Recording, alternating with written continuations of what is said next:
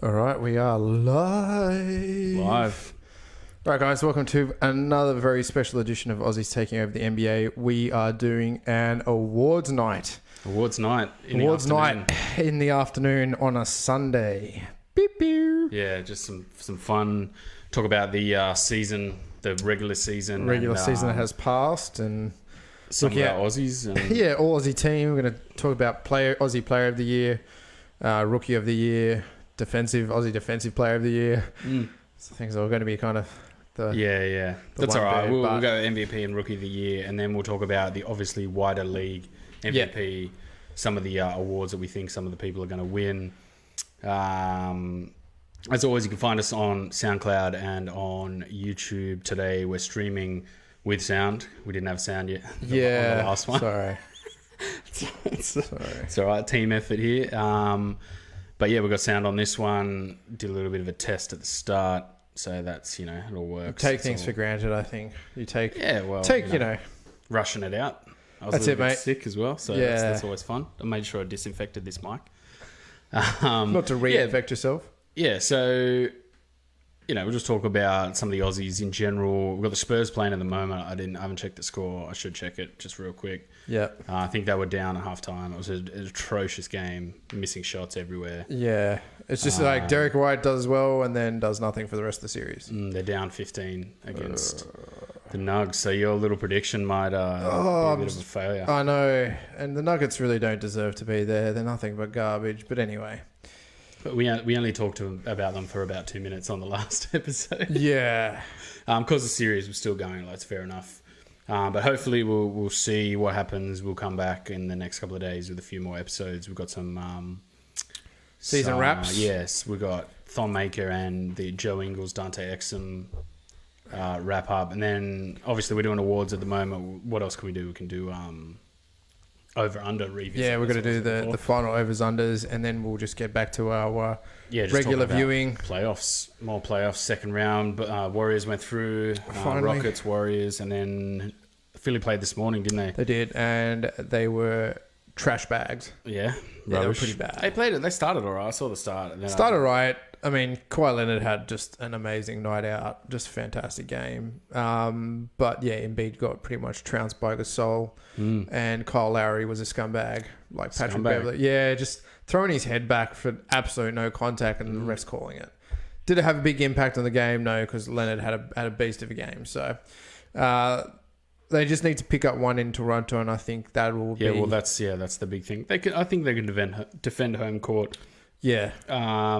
What's the other series? Celtics, that must start tomorrow morning. Celtics at 3 a.m. Local time. I think Warriors starts at 5, so I've got time to get up and watch that before I go to work. But yeah, let's get into this awards stuff. So we'll talk about the Aussies first, and we'll kind of make up a Aussie All-NBA team made up entirely of Aussies. It'll pretty much be the team that we think should go to the World Cup that's coming. Yeah. Your dark horse pick, Josh Green, he had a shoulder surgery. Yeah, he had a shoulder. He had a bad shoulder. It's disconnected, his labium tear. So he won't be participating in the Australian. But I think we've got enough talent in there to make a good run of it. And even Coach Pop thinks that as well. He thinks that we are the underdogs of the tournament. Yeah. I think especially since Russell Westbrook has declared for the USA team. Yeah, and he said, I've got to work on that and try and get into the team. Yeah, that's rough, man. They've got so many good point guards too. Kyrie, Steph. Why would you put Russell Westbrook in that team? He'd be tough cover though for Aussies. Ben Simmons on Westbrook, that'd be a pretty good showdown if he played the USA. I think team. He's just as quick as Westbrook, younger, and he actually guarded Kawhi pretty well today. So I have to give big props up to Ben Simmons. He had a good game, didn't score a lot of points, but again, they were just missing shots left, right, and center. Yeah. Seems like that Spurs game at the moment. It's the same sort of thing that's happening. Everyone tightens up, but yeah. So all Aussie first NBA team. Ben Simmons, obviously, is the point guard. Point guard, definitely. Patty Mills, number 2. Yeah, at the shooting guard. He's had a pretty good season. Yep. A bit of a struggle in the playoffs, shooting the 3 ball against Denver, but I still think out of the guards, what have we got? Delhi is this. Yeah, Delhi is a pass first point guard, so you really need a guy that can come off the curl and shoot. That's Patty. Ingles at 3. Yeah. That's pretty much a shoe-in. Probably that's a lock. broke off playing back up to that position. The four is a tough one to pick because we've got a rookie and we've got a guy who's still really as raw as a rookie. Yep. In Maker, both averaging very similar numbers this year. Obviously, Thon probably playing a little bit more games. Bolden shooting the 3 clip a little bit higher, but very, very similar numbers. I've picked Thon just because he's had a couple of seasons. He's put on the green and gold before and played pretty well for them as well. So I've gone with Thon. What about yourself? I probably would go with Bolden at this stage, but Thon's a good choice. Like it's really a toss-up. I think Thon had the better stats, didn't he? Marginally better stats. It's the thing about Bolden is he was dropped into a situation where he had to fill minutes in for the team. I think if you had to put Thon Maker into that situation, you'd probably get a similar outcome to what Bolden produced. Like could shoot the 3 ball, grab boards, in the lane, pass to the elbow a little bit sometimes. The other thing with Thon Maker is his playmaking is not as good, I don't think, as Bolden. But look, Thon or Bolden, I think it's one of the two. It's probably worth it to give Thon a little shout out because of his efforts in Detroit. Moving there, it'll be interesting to see what happens to him next year. And then he becomes a restricted free agent next year, doesn't he? Off his rookie contract. Yeah, so it would be interesting to see if Detroit sign him up. It's a shame he left the Bucks because usually teams overpay sort of young guy, role player guys on emerging teams. So it's a shame that he kind of got forced out of there. So we'll go with Thon anyway at the 4, and then Baines at centre. What's definitely that? That's Bainesy. Pretty good. Bogut playing some backup minutes. Yeah, because Bogut, I don't think played enough. Like, there's not enough of a sample there for Bogut. There's not a sample of Bogut, and Bainesy can shoot the 3 ball. You can? It's kind of dropped off a little bit, though. It has dropped off a little bit. They haven't really needed him to do that because of Hayward's been healthy. That's right. But he can. That's the thing is he can stand in the corner, and Simmons, who can see above everyone, can kick it to him. And, he can shoot the 3 ball, which is really you need to create a team. And this is probably the why you would put Bolden over Thon argument, is that you need to create a Giannis-style team where everyone can shoot the 3 ball and Simmons just drives and kicks. Yeah. In the World Cup. FIBA line's a lot closer than the NBA 3-point line. And the lane is going to be very crowded because in FIBA rules, you can crowd the lane. There's no 3-second defensive violations. It's not a one-on-one game. There's a lot of big centers that can change shots. Marjanovic is going to be there. Big guys like that. Yeah, Gasol and Jokic. Jokic. They're going to be there crowding the lane. Big bodies crowding the lane. So you need to have that ability to kick to shooters. And if you can build and that's why Brokoff's perfect as well, potentially at the 3, or even an oversized 2 guard. Like we haven't really talked about that. Potentially being like a 6'7" 2 guard. As an off-ball handler too, he showed a lot of like promise. He did. I mean, this season. I think it's good because Patty Mills is a ball handler. He's very, very adept at that. We're kind of light around the guard position, really. Like after Ben Simmons, Patty Mills, and then Dellavedova, it's kind of we don't really have NBA. McDowell White. We don't have NBA quality. Yeah. We have kind of cusp draft players. Look, you could even put. There's no argument to say that Kevin Lish couldn't be in that squad. Yeah, or like a Sobey or even Goulding maybe running a point or something like that. Goulding running a two position. Yeah, he's a good knockdown shooter. But when you got a guy like Simmons that can guard through the 4, that kind of mismatch at 4 and 5 is no longer an issue because your point forward can guard the 4, and you can have potentially a weaker 2 guard guarding the point position. Say if it's a Harden or something like that, or imagine Harden in that USA team. Yeah, with a good team around him, that'd be pretty deadly. Yes. So the team would be for us, the all Aussie NBA team would be Ben Simmons at the point, then Patty Mills at 2, Ingles at 3, Thorne at 4, and then Baines as the center. It's a pretty good team. I think if we line up against the other teams in our group, what are we? Lithuania. Who's in our group again? Lithuania is the big one. Canada, which is the unknown because you've got RJ Barrett, guys like that. Jamal Murray. The Maple Steph Curry. Yeah. Who else we got in the other Cameroon? team? Not Cameroon. We've got an African, Senegal, which is probably the shoe in really when you think about. Yeah. But Canada's going to be the big, but you don't know if RJ's going to. going to a draft, do you really take that risk? Yeah, I personally wouldn't. Yeah. Even I think the profile of someone like Jamal Murray isn't that high, so he could, depending on where they finish in the playoffs, it isn't high enough to warrant, you're staying out, you're too much of a star. Yeah. That's the other thing with some of these American players is they've got a lot to lose. Some of them. Money. Steph. Yeah. Multi-million-dollar. You don't want to get injured off-season and have a poor preparation. I mean, if they three-peat, it might be a little bit different. Yeah. Because really, what do you go for number 4? We're going for complete dynastic, big off-season, probably the biggest off-season in recent history, bar like the LeBron side. They're going in terms of free agents. In terms of free agents and predicted trades, the Anthony Davis being a restricted free agent and, a predicted trade in that respect. So, big off season. Yeah. But if they three-peat, I can see Steph playing for. Yeah, I think Uncle Drew, and then you've even got guys like Bledsoe, who've had a good season. Who else can play the point? Lowry. Trying to think. The only thing that the USA would struggle at is the 5. Well, they've traditionally played guys like DeAndre Jordan a lot, which is FIBA, so it's different. He just camps in the lane, huge dude. Yeah, camping in the lane. Boogie, I think, has played some minutes. I think he's played at some tournament a few years ago. But you're right. You don't need the small ball center really in FIBA rules. You just need a 7'2" guy to stand there, camp in the lane, block shots. So it'll be interesting to see how this Aussie team goes in that World Cup. But we'll go on to Rookie of the Year. Yeah, this is a bit of a tough one. We got a few rookies this year, as Brokoff, Bolden, Mitch Creek, Dengadell, and Isaac Humphries. Obviously, the later 3 being somewhat limited in minutes, limited in time, getting 10-day contracts, 2-way contracts at the end. So really, it's between signed players and Brokoff and Bolden. And for my mind, it's probably Bolden. Yep.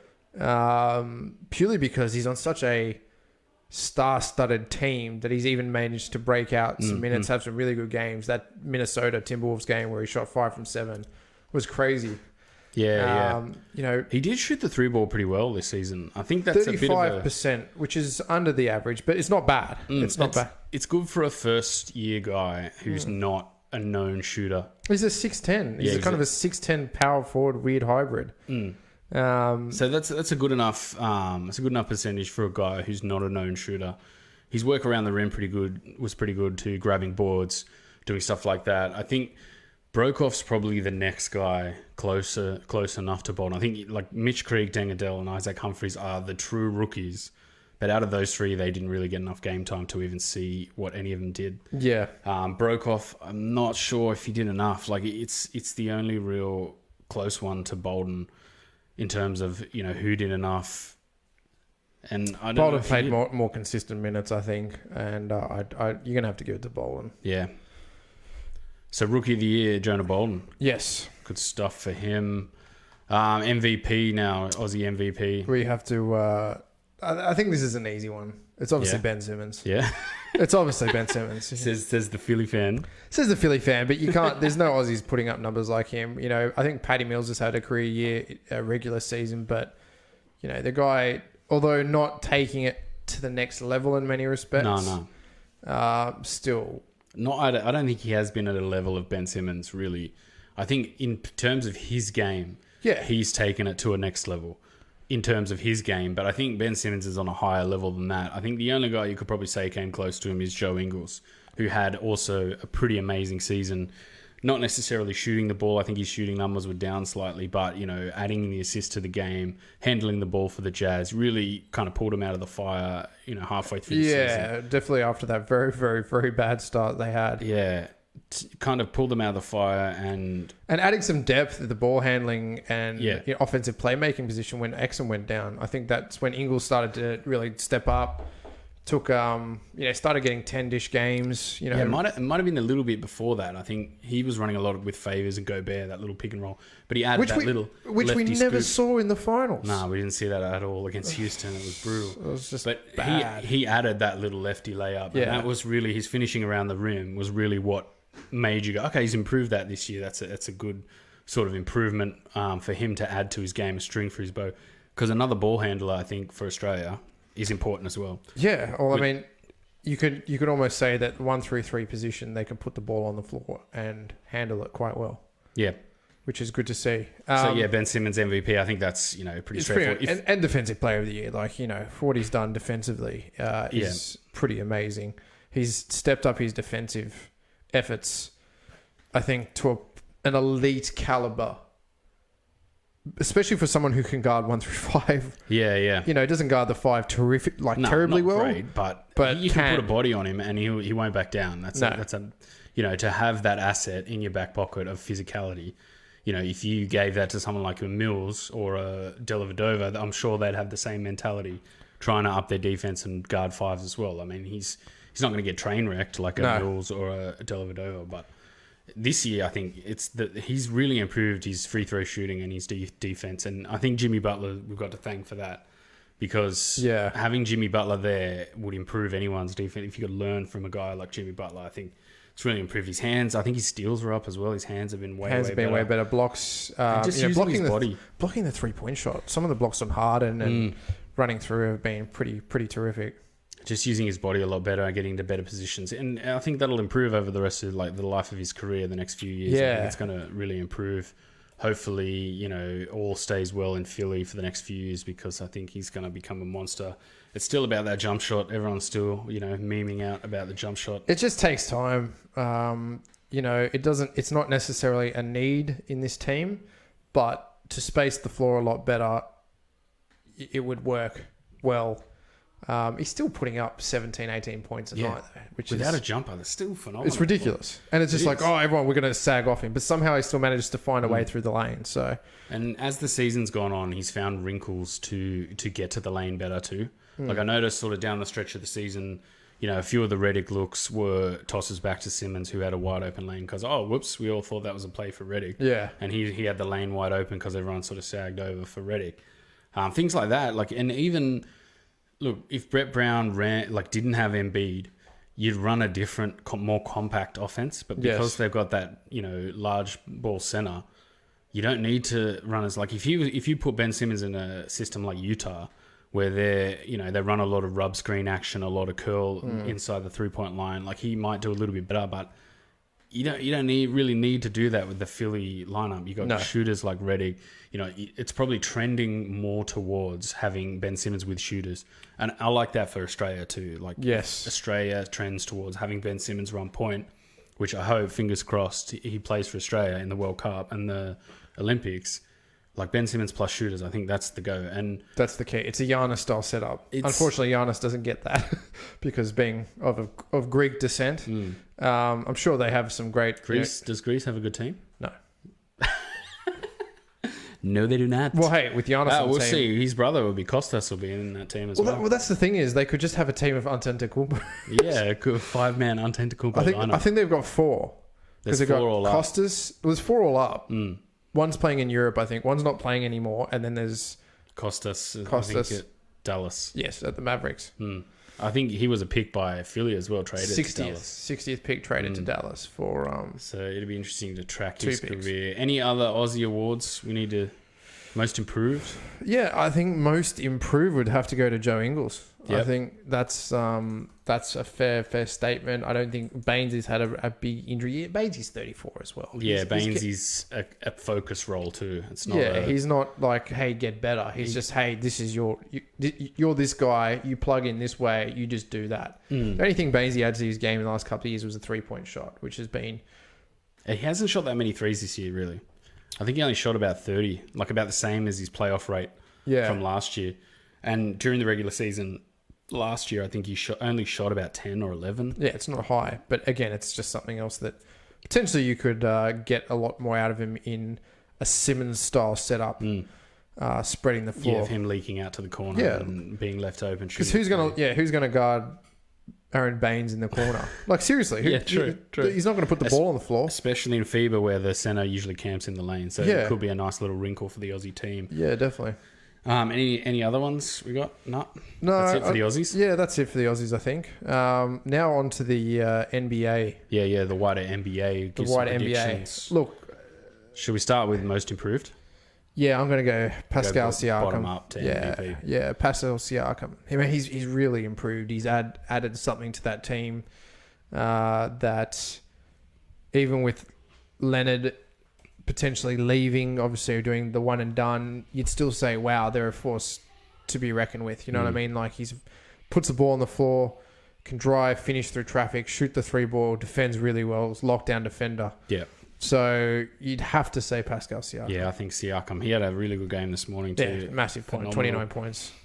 Just being able to score the ball in so many different ways. It's kind of like you're watching Kawhi, but a different length and athleticism than Kawhi. Like, Kawhi is quite nuggety and really compact, but Siakam has that length and the ability to score over a guy. Like, it kind of reminds me a little bit of Durant in the way he can kind of score over people rather than using his athleticism to go through people or go around people. Like, seems to have just added that cold-blooded shot to his game, which was good. I think any other also rans. Montrezl Harrell was another one. Montrezl Harrell had a good year, but again, very one-dimensional game. He's just kind of like, I'm massive, get out of my way. Yeah, I'm going to dominate you. And it works. It works well in a team like the Clippers, where you've got Patrick Beverley just annoying the shit out of everyone. Lou Williams, who you have to lock down because he's probably one under an all-star caliber. Who's that? Lou Williams. Yeah. I think you put him in any other team, he's an all-star. It's because he comes off the bench, because he's on, $9 million a season, which is ridiculous for someone of his caliber. He's kind of under an all-star. But if you're going to give an all-star to Chris Middleton, then, Lou Williams has put up some pretty phenomenal playoff numbers. So I just don't know, like, for what he does off the bench, it's such a niche thing that I wonder if you just put him into a team and gave him volume scoring, would it be the same thing? Like, would it be the same player? Well, I don't know if it would be. He's always playing bench minutes, so he's always coming up against guys that are... So people know that, like, you're coming off the bench, how good is it? You're getting lots of buckets off the bench. Like, if you came off the bench, if you came, like, out in the starting lineup and were putting up maybe... 9 of 21 every night. Is that different when you're coming out and putting up 9 of 17 off the bench? Like, yeah, it's kind of different. Like, I think if you put him into an actual team, nobody would go, "Oh, how great is Lou Williams?" You'd probably say he's a good scorer, and that's about it, really. Yeah. It's just he comes off the bench that I don't know. Maybe I'm just being a bit harsh. I think you're just being a bit salty from the recent series. Come on. No, I love Lou Williams, man. I love how he draws fouls. That's my favorite part. Yeah. Miles Turner was the other one I thought maybe. Miles Turner. Yeah, look, I can see it from a defensive position, but again, you have to look at a team that is potentially going to take that next step, and that's Toronto. D'Angelo Russell, maybe? D'Angelo Russell is one first-time All-Star. You could say that about Chris Middleton as well, these guys, but I think Middleton had a pretty high level. High level, but last year. Yeah. Like, high enough to just go, he didn't improve that much. He just improved. Yeah. I think D'Angelo Russell has a case, I think, because... Yeah, but again, Brick City in the finals. So... Well, you got to go through the fire, I guess. You got to go through the fire. And Siakam, again, going through that fire, I think, has proven himself to be that guy. So. The other one was Giannis, but Russillo beat me to that. Yeah. How do you give MIP to an MVP? No spoilers. Yeah. So I think it's Siakam. I think is a good shout for a prediction. I'm just going to write that in there so we can gloat if he makes it. And then sixth man of the year, Lou Will. It has to be. Really. It has to be, really. I mean, like we said, he's just kind of that's his niche role. But yeah, you win a couple of playoff games single-handedly against the Golden State Warriors. You're going to have to be up there amongst the discussion. Yeah, I'm going to say Lou Williams. It's pretty predictable, though, that. Montrezl Harrell was the other one. I had it up here, but I closed the thing. But yeah, I think, like, Lou Williams, again, like, him coming off the bench has created this... that's what he does. He comes off the bench and scores. Like, Iguodala's been pretty fucking phenomenal off the bench for the Warriors. Yeah, but he's a finals Iggy. Throwing it down like he's 25. He always comes out for the finals. So you've got this guy that you can't depend on all year, but hold on, he puts 15 up in a game in the finals. shooting the ball at 66% clip. Like, it's ridiculous. Mm. He just kind of comes in and he's like, oh, you've just got this guy. He's a ring-in. Yeah, he's his finals ring-in. But even the regular season this year has been pretty good. Shooting the ball, he's still a little bit like, oh, he got it nice. Yeah, but that's yeah. The other also rans Dennis Schroeder. Dennis Schroeder, you could probably Not too bad. make a case for, but again, I think OKC is such turd that you just... I think if OKC went a little bit further, you probably would have a stronger case for OKC, for Dennis Schroeder. Derrick Rose for the Timberwolves? Yeah, Derrick D. Rose. Yeah, look, he could be in the MIP category. Yeah, true. But you'd have to give it to someone who stayed fit, was there all year, team that's gone through the second round of playoffs. Big part of that as well. Yep. That's why Pascal Siakam. The other one is Spencer Dinwiddie for the Nets. I think if the Nets had beaten Philly and gone a little bit further, he might have got a little bit of love. Yeah, probably up there as an honourable mention, but not. So we're gonna guess Lou Williams. Yeah. All right, sweet. So I'll put that in. All right, what do we got next? Coach of the year. This is pretty tough, man. Coach of the year. You'd have to give it to Coach Bud. Yeah, it has. It has to be someone that has done something so radical and so ridiculous that it's changed the way the game is played, and it's changed the way that other teams think about how the game is played.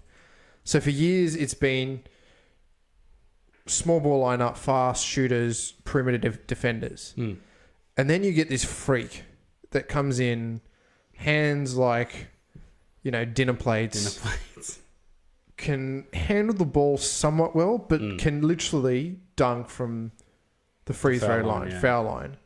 Can take 3 steps in half court and he's dunking the ball.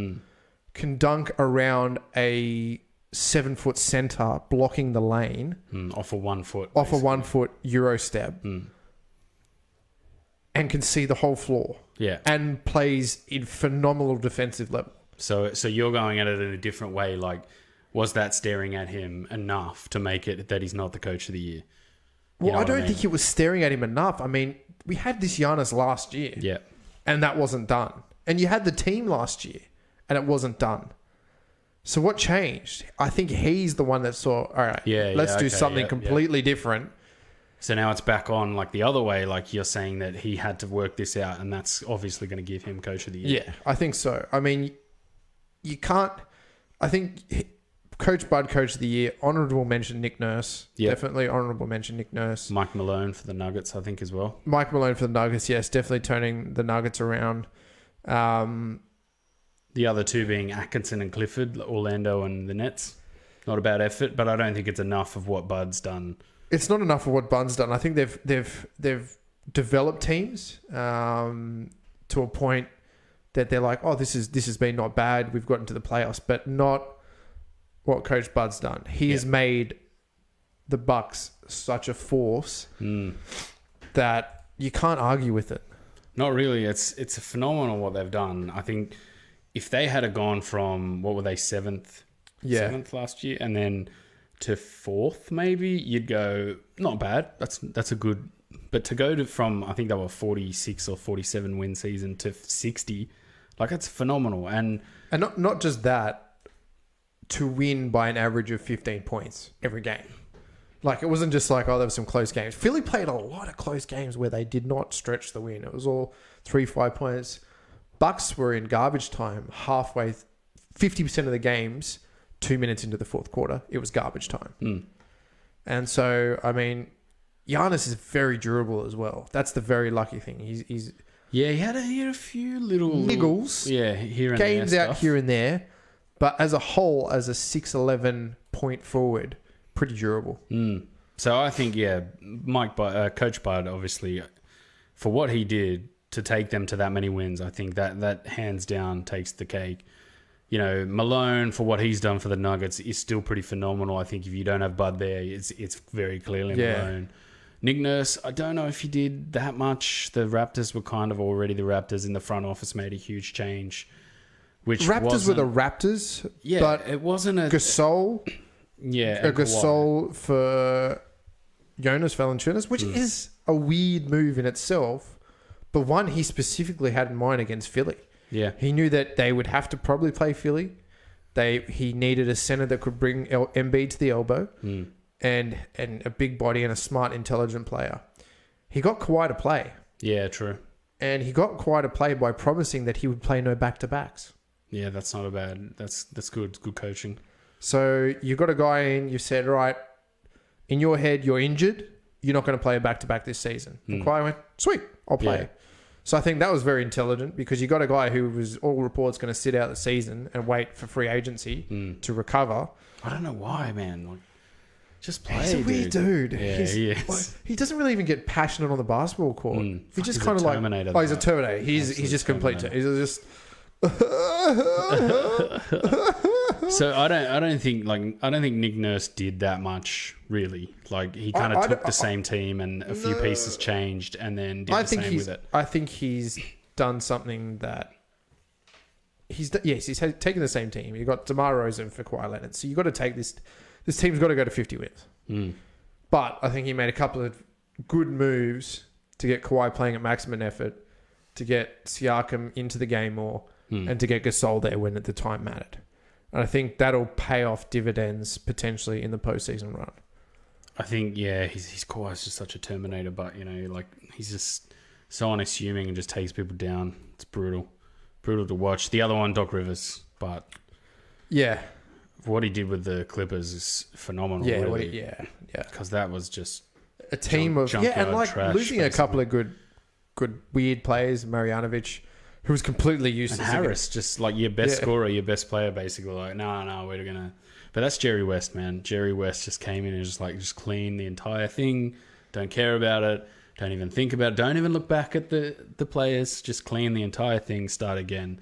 That's how you change your franchise. It's kind of like what the Warriors did really back, 7, 8 years ago to really start this current run that they're on. So they're looking up and up. They've got a lot of cap space too. But...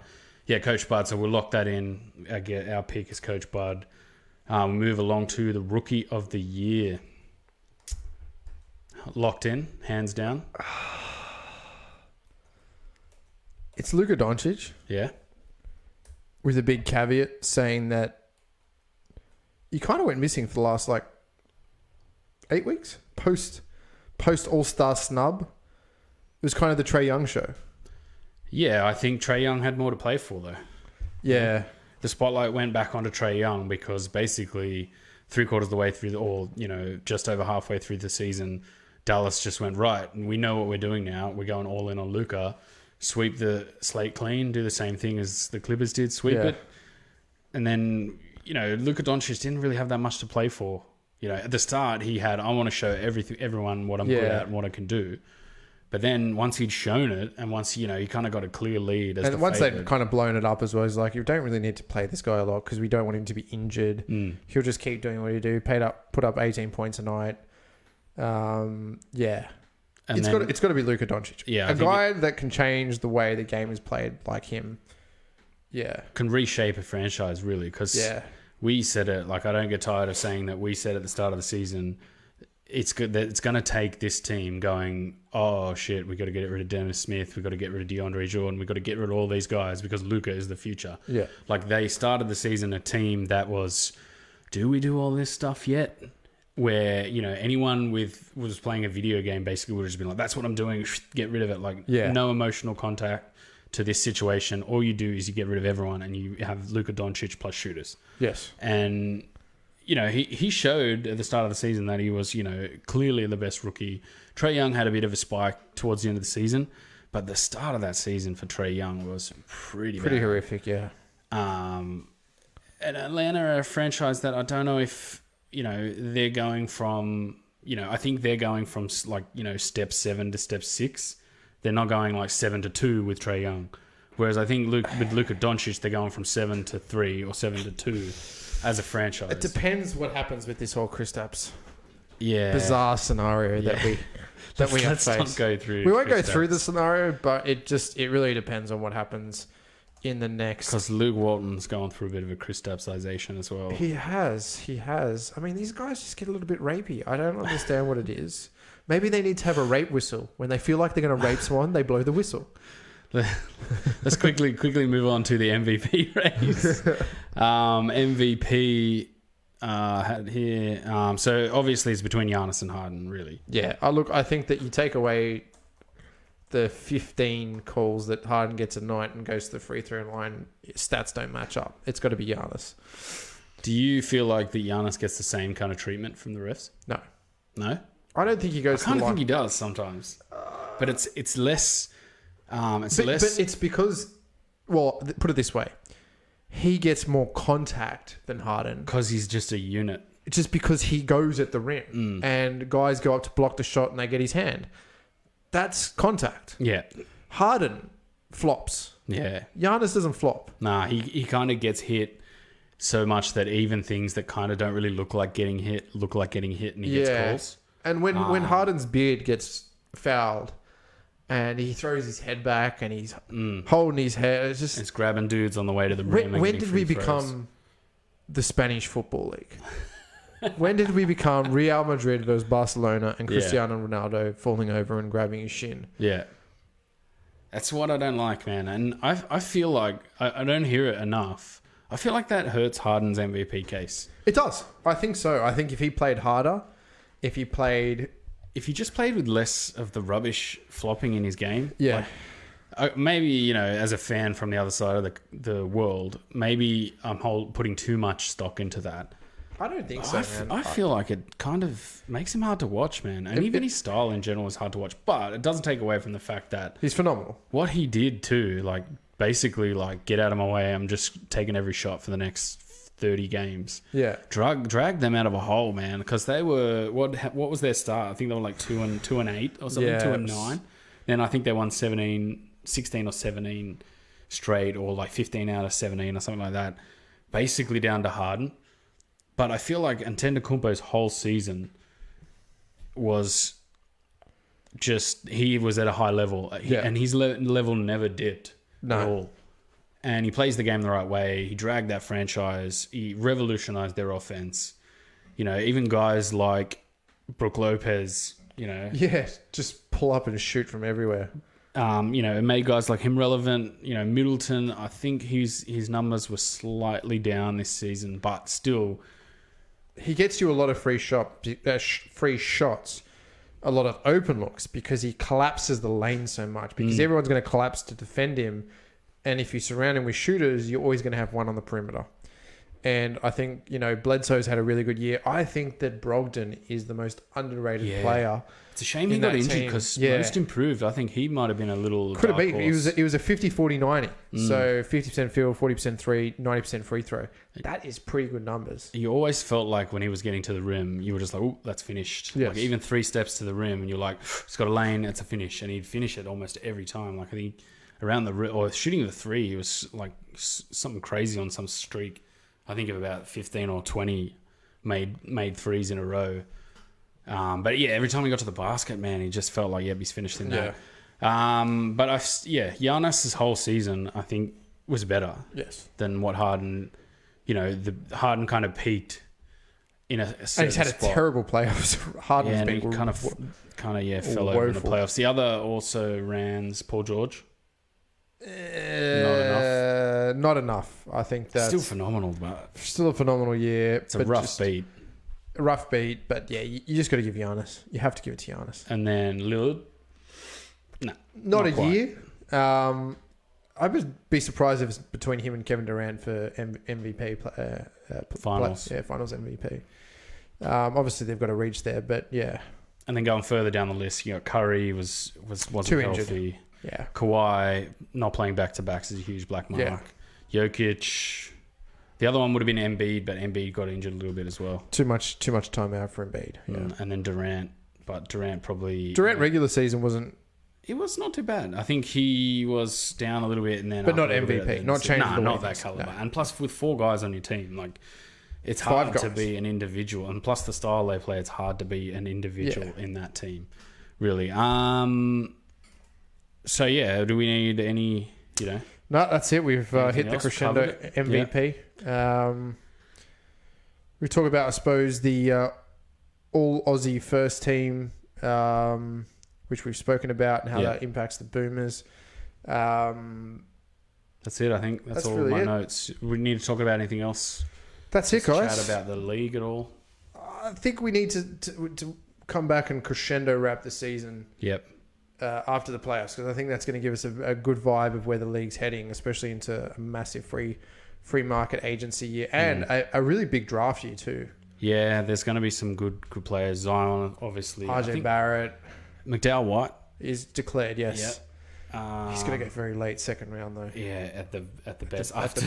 After this year's draft, where we were like, "There's like 9 Aussies. We're going to get one. Let's get one," and then we didn't get any. Yeah. And then we obviously had some. Got a guys. couple of backdoor Aussies. Yeah, backdoor Aussies. I like that. Yeah, so you don't want to talk about anything else? Let's kind of end it here, I think. We're going to wrap it up. Remember, guys, down below, you can like, share, and subscribe. Make sure you like us on Facebook. We do some funny memes from time to time. Yeah. Ones that we're get me yelled at. We're trying to get a little bit more cred, trying to do a few more things. A bit more creative. Get a bit more out there. Shout out. Anyone leave any comments or anything like that? A few down below, but yeah. Yeah, I can't see him from over here. Oh, sorry, Nick Turnbull, Defensive Player of the Year. Oh, Defensive Player of the Year. That's a tough one, man. How did I miss that? I'm going to have to say... I haven't prepared for this. I have prepared for this because I did think about it, and it was Gobert. But post All-Star for that chunk.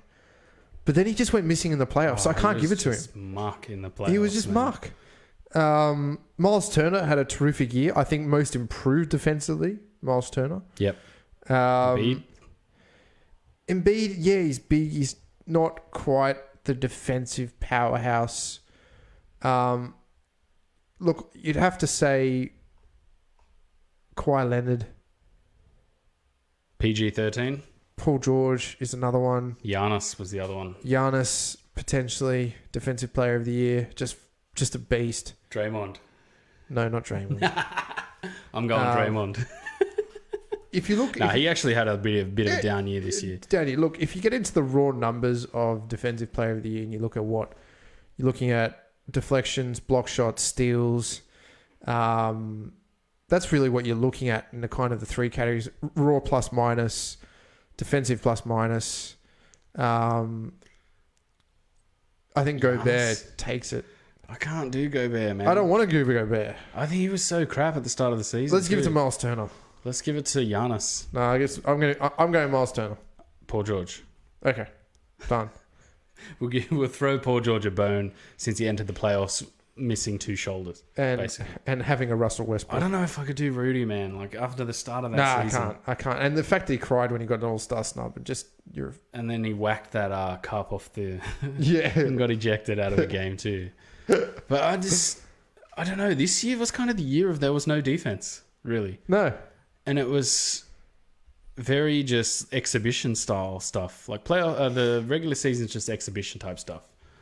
Some teams were hard defensively. Some teams play fast, like the Kings.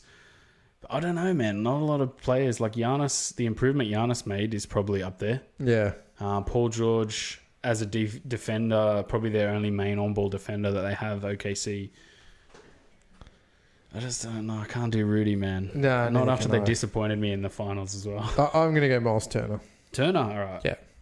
You're going Paul George. Dupuy. Draymond Green. Turner. Drummond. All right. Tuna. Thank you for keeping us honest. Yeah, thanks, man. Thanks. Yeah. So what are we gonna bring? We'll probably do a Detroit. Do a Detroit wrap up after this audio only. Just gonna do some audio and throw it up. Throw it up. So remember, you can find us on SoundCloud, iTunes, Podcast Addict, any of your good podcasting apps. Yes. We'll be back probably midweek to do round 2 playoff. I suppose as we speak, we can talk about the Spurs.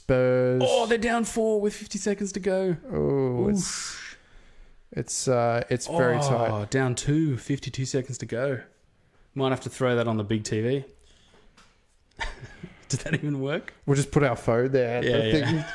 And get copyright and boot it off. And boot it off. Okay. All right. So we'll be back anyway with some audio Detroit. So go over to your iTunes and subscribe. Give us a 5-star rating. Like the YouTube. Facebook page. Always on YouTube. We're going to be starting off a Patreon pretty soon. Yeah, we're going to try and do some Patreon and get some money and try and work out some wrinkles of how to do some content for everyone and work on that. Cool.